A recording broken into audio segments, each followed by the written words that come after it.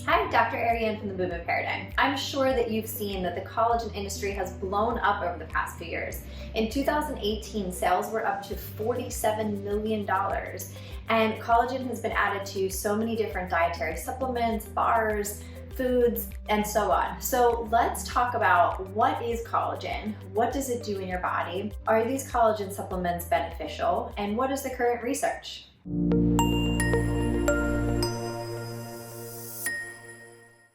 So what is collagen? So it is a protein and it represents 30% of our total body protein. It is found in the connective tissue, so that is essentially the glue that holds us together, primarily in the tendon and skin, but also in the bones, ligaments, even some internal organs, blood vessels. It's even part of our lymphatic system. So collagen is everywhere in our body. There actually have been about 29 different collagens that have been identified, except types 1, 2, and 3 are typically found in the human body. Type 1 is most commonly found in the body, and this is going to be in our bones, our ligaments, and our skin, which represents our skin elasticity and strength. Type 2 is typically found in the cartilage, and type 3 is typically always found with type 1. So you're going to see that in your skin, as well as also blood vessels and internal organs, in addition to the others I mentioned. All collagen has 19 different amino acids, but it's particularly high in hydroxyproline, glycine, and proline. So this is unique because hydroxyproline is not found in other proteins. However, it is lacking in tryptophan, which is one of our essential amino acids, which means it's required from the diet. So of course there's some pros and cons with this, but it has been shown that the hydroxyproline and the combination with glycine can be really promising to increase human growth hormone. Collagen cannot be absorbed in whole form, so it has to be broken down into smaller peptides. So hydrolyzed collagen peptides is typically what you'll see in many of the supplement forms. This is where it'll be broken down into 2 or 3 peptides that we are able to absorb in the gastrointestinal tract. So at the most basic level, when we are consuming collagen peptides, they're going to serve as building blocks for other proteins or collagen production. This can stimulate fibroblast activity, which can therefore influence a lot of the different benefits that we may see from collagen. But it's important to recognize that when you are consuming collagen, or any protein for that matter, but when we're specifically speaking about collagen, we can't determine where that is going to go in our body. So this is going to, as we ingest it, it's going to go into this amino acid pool, and our bodies are going to be intelligent enough to determine where that needs to go. For example, if there is wound healing that needs to take place, then that protein, that amino acid pool is going to go towards healing the body. If it is skin elasticity or joint health, then it's going to go where it needs to go. So that means that people can experience different benefits, which is really important to recognize. So if you take collagen to improve your skin, but you're not really noticing that, then maybe that protein needs to go somewhere else in your body.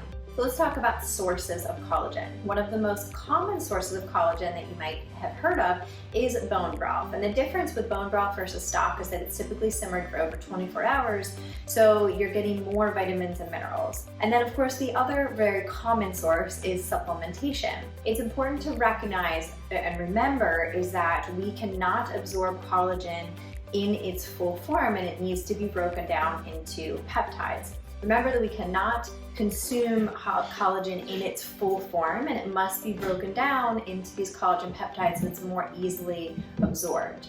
And therefore that can contribute to collagen production and also protein synthesis. As it relates to supplementation, bovine hides are going to be more helpful for type 1 and 3 collagen, so hair, skin, nails, that you may see some benefit there. Collagen sourced from fish is going to be helpful for your type 1 collagen fibers. And supplements containing chicken are going to be helpful for your type 2, which is more joint health and cartilage. However, the research still isn't super clear on that. So although the research is growing and we are continuing to see some really potential benefits of collagen intake, we do want to remember that it's not completely clear, and there are a lot of biased studies. So there are studies that have been done by collagen supplement companies, which we already know that that is going to attribute to potentially some biased results. Let's start with joint health. Now, do remember some of the trials have been very small, and that means a low subject sample. However, there are some promising things to show that there has been a decrease in pain associated with joint-related arthritis, as well as joint pain related to activity. The conclusion as it relates to joint health is collagen supplementation can potentially help, and it has been shown to in small subject samples in trials. However, further research is really necessary to determine if this is really a beneficial result. So now the research on skin health. So this is where it has been really promising in showing an improvement in the elasticity of the skin, the dryness of the skin, even clearness and complexity, and decreasing even wrinkles. It also has been impacted cellulite. So there's been some larger double-blind placebo-based studies, and there's also some smaller trials. Again, we always want to remember that some of these studies that have been done have been biased because they've been conducted by the supplement company. However, there's definitely promising information here. Muscle growth. This is something that has been claimed by some of the research. However, the research has been very, very poorly done and small studies, small sample sizes, and the collagen does not improve muscle growth. This is where we're looking at whey and casein. Collagen is not a complete amino acid profile. As we mentioned, it's missing the essential amino acid tryptophan. So this is not one of your key benefits to muscle growth. However, collagen is a protein source, and if someone is low in protein, this can be a beneficial protein supplement, a clean supplement at that. And lastly is gut health. So this is something that is claimed by some supplementation companies, but there is no evidence to support that collagen supplementation is going to improve gut health. Some other things that it could potentially help with is bone health. However, the research is very, very minimal at this point, but is something that we can continue to pay attention to as new evidence comes out. All right, so what's the take home of collagen? So we talked a little bit about what it is, and that it is 30% of our total protein in our body. It does not contain all of the essential amino acids, but it does have some unique qualities. The research is definitely promising, and we want to look at it with a really, really clear perspective, and that it does seem to be helping with potential joint health and also skin and elasticity. However, some things like gut health, not so much.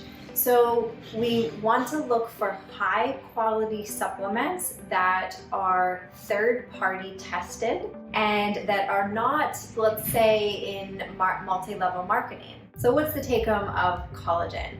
So it is something that is throughout our entire body, forming the connective tissue that is really the glue that holds us together. It is something that can be very beneficial through supplementation, but we do want to look at that with a careful eye. What are the things that it can help with? Potentially skin health, potentially joint health, maybe even some other things. Probably not going to be gut health. Now, not only do we want to look at it from a clear evidence-based perspective, but we also want to realize that the protein, the collagen that we're consuming could go to different places in your body. It's going to go where your body needs it most. So one person may have benefits of specifically skin health, where someone else might have more joint health related improvements. And we want to remember the different types of collagen, and that there are different sources of those that could be contributing to the potential benefits that we may receive from that. So hopefully this was helpful, and it gave you a little bit of an overview on collagen, and that it definitely shows promising results. But we want to understand that there are of course pros and cons with everything, and you do want to make sure that it is in conjunction with a healthy protein-based diet, that you are getting your protein sources from food throughout the day that have complete amino acid profiles. So if you're using it as an adjunct, it can be really, really helpful. But if you're using it as a standalone, probably not. So enjoy. I'm so glad you took the time to listen to this today. And if you found it helpful, please give it a like or a comment, and make sure that you share it with someone who may need it. And of course, make sure to subscribe to our YouTube channel, The Movement Paradigm, for weekly tips on mindset, nutrition, and movement.